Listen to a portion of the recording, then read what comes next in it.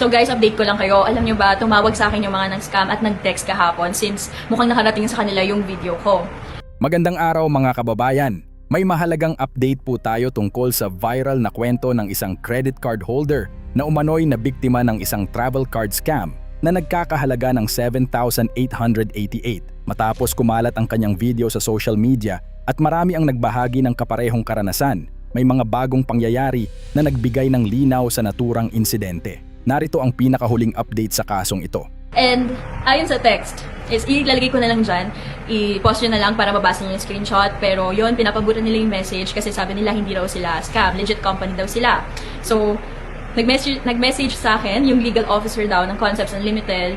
They are asking me to answer the call. Eh syempre, saan ba tayo na dali, di ba? Sa mga pagsagot-sagot ng mga unknown caller. So, sabi ko, I prefer to talk about this ng text message or email basta hindi na ako sasagot ng kahit anong tawag sa kahit kaninong anong number. Ibinahagi rin ng biktima na nagpadala pa umano ang naturang grupo ng mga dokumento tulad ng SEC registration at hiniling na burahin niya ang kanyang viral na post dahil mabilis itong kumakalat at maraming tao ang nagiging aware sa issue. Habang patuloy na kumakalat ang kanyang kwento, marami rin ang nag-message sa kanya at nagsabing pareho rin silang nabiktima ng kaparehong modus. Ito yung naging usapan namin, nag-send pa sila ng SEC registration permit. So basically, pinapa-delete nila sa akin yung post kasi nga it's gaining traction, it's gaining views, at ang dami rin mga nagko-comment at nagme-message sa akin na same din yung nangyari sa kanila. Meron pa nga mga nagme-message na pati yung savings nila na limas, tapos same pattern din na 2 weeks before sila tawagan ng travel card na to, ay may nag-offer sa kanila ng card. So, may pattern talaga. Hindi lang ako naka-experience ito, kundi marami pala tayo. Samantala, agad din umano niyang idinulog sa bangko ang insidente at nag-file ng dispute kung saan pinili niya ang proseso ng chargeback. So nagsabi lang sila sa akin na mag-email ako ng cancellation request sa kanila. Hindi ko alam kung formality ba yon kasi nagte-text sila sa akin eh. So pinapa-email pa nila yon, tapos may process daw, ganyan. And since na-dispute ko na yung concern ko sa video, na-dispute ko na itong nangyari sa akin, yung option 2 na lang, yung pinili ko, which is yung chargeback. So I'll give you guys an update kung anong mangyayari, kung i-update pa ba ako nito, tatawagan pa ba ako, or i-refund yung perang nakuha sa akin. At sa mga nagsasabing nagpa-scam daw ako at hindi na-scam, pasensya na ha. Pasensya na kung hindi ako umabot sa standards nyo ng matatalino at pasensya na kung hindi ko kayo kagaya ng perpekto. Pero sana, wag nyo i-invalidate yung naging experience ko at naging experience ng marami. Kasi lahat naman tayo, meron tayong moment of vulnerability eh. Hindi naman all the time laging naka-up yung guard natin. May mga ganun talaga tayong moments na tatanga-tanga tayo. Pero I mean, just look at the positive side of it na sa video na yun, ang daming naging aware dahil shinare ko yung experience ko, and then hindi na rin sila sasagot ng mga calls from unknown number kasi narinig na nila yung side ko, narinig na nila yung experience ko. So sa mga negative comments dyan, kung wala naman kayong magandang sasabihin, shut nyo na lang yung mouth nyo, okay? Kung gusto nyo i-congratulate namin kayo dahil hindi pa kayo nai-scam ever, sabihin nyo lang, ha? Baka kailangan nyo ng validation. So yun guys, update ko kayo next time kung merong progress dito sa refund na to o kung may-refund man. So hopefully, mabalik na sa akin yung pera. Kung hindi, edi sige, tanggapin na lang natin. Pero yun, ingat kayong lahat at huwag na kayong magsasagot o mag-entertain ng mga unknown callers. Mas maging maingat tayo. For sure, hindi lang ito yung mga bagong modus na may invento ng mga ganitong tao mapanling lang. At ang dami nga rin umaagri na baka nga inside job or meron talagang kasabot sa loob. Pero inside job man o hindi, please naman, yung mga traditional banks natin, BDO, BPI, lahat ng banks, please kung meron kayong mga natatanggap ng ganito mula sa mga clients nyo, bigyan nyo naman ng atensyon. Kasi yung mga pera namang pinambabayad namin sa inyo, hindi naman namin to kinuha ng ganun kadali eh. Pinaghirapan namin lahat to. So yun lang, update ko kayo guys. And ayun, ingat kayo lagi.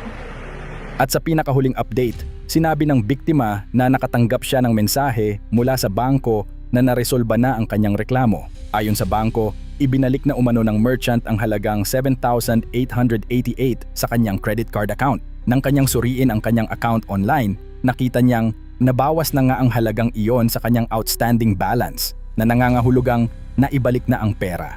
Gayunpaman, sinabi rin ng biktima na hindi nito agad nangangahulugan na tapos na ang usapin, lalo na't marami pang ibang tao ang nagsasabing nakaranas din ng kaparehong sitwasyon. May ilan pa umano na nagsabi na mas malaki pa ang nawalang pera sa kanila, kabilang na ang kanilang savings at iba pang credit card transactions. Ayon sa biktima, posible ring nakatulong ang kanyang viral na post upang mapabilis ang proseso ng pagbabalik ng pera. Sa kabila nito, sinabi niyang hindi niya buburahin ang kanyang video dahil layunin nitong magbigay babala sa iba upang hindi na madagdagan pa ang mabibiktima. Sa kabila ng pagbabalik ng pera, nananatiling mahalaga ang paalala ng biktima sa lahat ng credit card holders. Ayon sa kanya, huwag basta sasagot ng mga tawag mula sa hindi kilalang numero, lalo na kung may alok na may kinalaman sa credit card, travel perks, or membership programs. Mas mabuting direkta munang i-verify sa bangko ang anumang alok bago gumawa ng kahit anong transaksyon. Dahil sa panahon ngayon, patuloy na nag-iiba at nagiging mas sopistikado ang mga modus ng mga manloloko. And I think fair naman na to na in-update ko kayo na binalik nila yung pera ko. Kasi totoo naman na nabalik naman talaga yung pera ko sa credit card. And still, hindi naman na nabago kung ano yung natutunan ko sa experience na yon, and hopefully kayo din. Na wag na kayo mag-entertain ng unknown callers, and kapag may ino-offer yung bangko na perks or something, i-verify nyo muna mismo sa bank nyo bago kayo gumawa ng kahit anong transaction. Online man yan o personal, katulad ng nangyari sa akin. At sa mga taong nagme-message sa akin at sa mga taong may same experience with the same company, I suggest na mag-email kayo sa kanila o di kaya mag-text kayo sa number na ginamit nila tungkol sa refund nyo.